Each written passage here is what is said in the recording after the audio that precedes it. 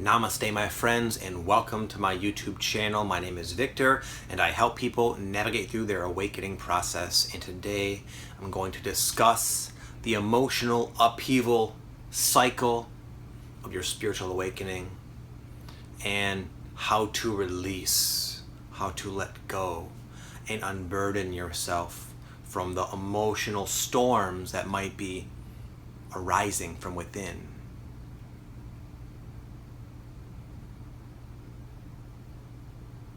I had intentions to shoot other videos today. In fact, I went all the way down to my spot at the beach, and I'm going through this emotional upheaval myself, and it prevented me from being in an excited of enough mood that I wanted to be for these particular videos I had planned on shooting, which is the case sometimes. You might find that you will have these emotional these what feels like trapped emotions surfacing, pooling. They're vague. You don't even know what they're all about, but it's affecting you like a sludge. It's kind of weighing you down and constricting your ability to express yourself. And it can oftentimes come at very inconvenient times. I was speaking to a client just the other day, or she emailed me rather. She was saying that she had to pull over off the side of the road and have like a 2-hour sobbing session, just randomly. Emotions that came out of nowhere. A lot of people are reporting they're having these emotional upheaval, these emotions, memories, issues coming up to the surface that they had no idea were there. They had forgotten about, old childhood stuff all coming up. And it can be a lot to deal with. It can be challenging when you have things to do. We are all, for the most part, somewhat dependent upon a linear, earthly format to our lives. A lot of us have jobs and schedules and things to do. But sometimes this emotional upheaval, which can come out of the blue, can foil our plans and make it kind of inconvenient. So I'm going to share with you what I do when this happens to me, as that again, it's happening as we speak for me right now. I'm going to share with you what I've learned to do and how to facilitate a smoother release. A lot of people have, and this is not to say this is the sole reason, but a lot of people I talk to have like crazy, intense like outbursts in a sense, totally out of left field. And I used to as well, but I don't really have that so much anymore. It's been many years, in fact, because I can become aware of the issues and emotions longing to be released pretty early on, and then I do certain things to allow it to come out.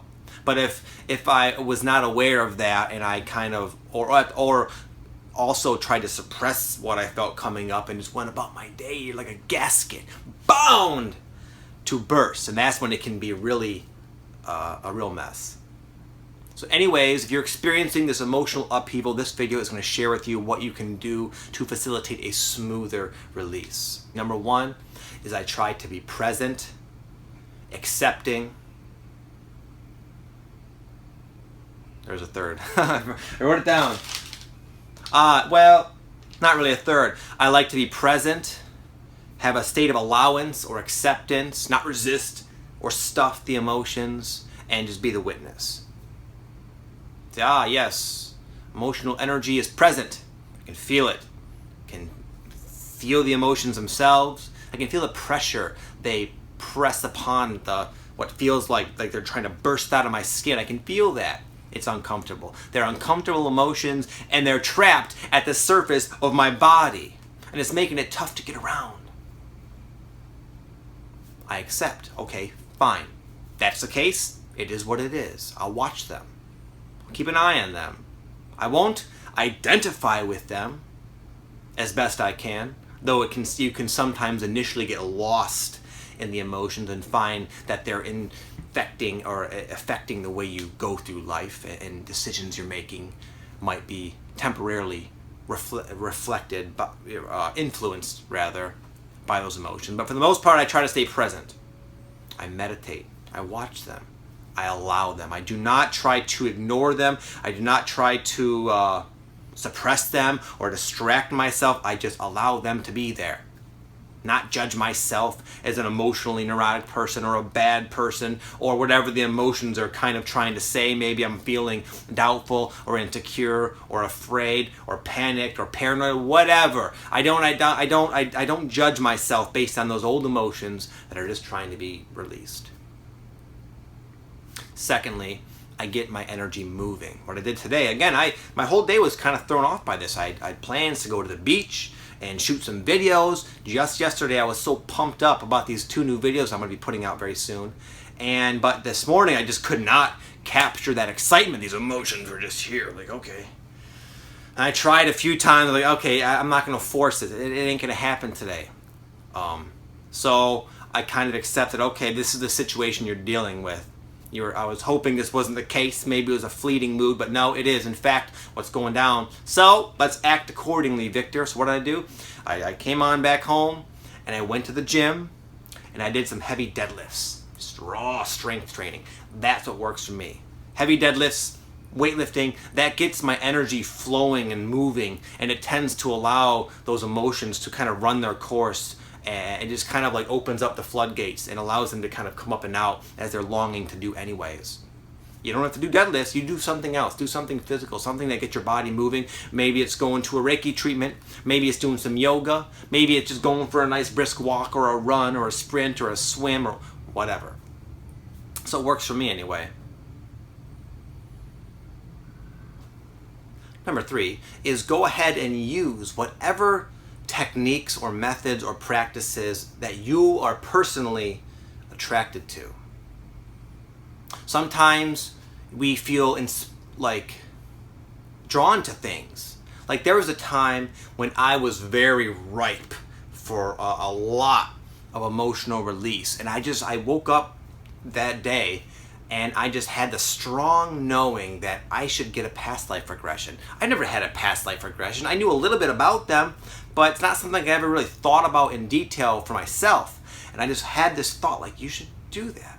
You should check it out. See if there's any in your area. And I was so excited, like, yeah, this could be really relevant. And sure enough, I got in, and oh my goodness, it was like I walked in the door and I felt like his emotions were finally like, thank goodness he's going to release us, thank God. And it was an incredibly cathartic experience, and it was just a massive, epic release, man. It's not because past life regressions are the way to do it. It's because that was what my higher self put into my mind because it knew that would be the best way to do it at that time in that stage I was at. So you might have the same type of inclination for something totally different. Maybe you're really like, I should get a Reiki treatment. I've been hearing about Reiki. Got a buddy who's now doing it and she's giving free treatments. I'm going to go check her out.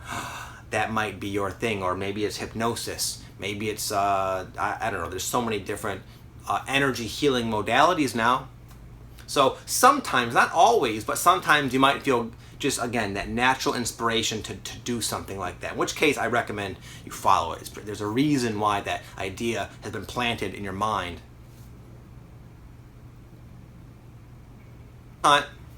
Another thing to consider is sometimes some people will experience synchronicity types of reflections that are correlating with these emotions coming up. So what I'm saying is instead of seeing 1111 and you're on the right track, oh good, you might be seeing like something of an opposite tone, we'll say, that is negative in nature because it's a synchronicity that's reflecting this emotion that's temporarily occupying your vortex, and you'll see it. And in the beginning when this happened to me, it freaked me out. I thought, like, I jumped to a lot of conclusions that were all fear-based, and now I just see it as sometimes it happens. As I mentioned, I was going through this. So today, when I was at the gym, after my deadlifts, I was doing this CrossFit exercise called the windmill, where you hold a weight above your head, and it kind of is almost mimics a yoga pose, but you got to like look up at your hand as you perform it. I won't get into specifics any further because it's not necessary. But anyway, as I looked up, both ways I was doing it, I saw it was like a smoke alarm that said fire on it. Ooh, fire! I get one of my big synchronicities I see when these emotional purges or whatever are going down is I see a fire synchronicity. In the beginning, I thought, oh shit, the house is it's a warning, it's a heat of caution, oh my goodness, I'm gonna manifest this, how do I stop it? And I freaked out. And I see a lot of people, they'll contact me going through something very similar.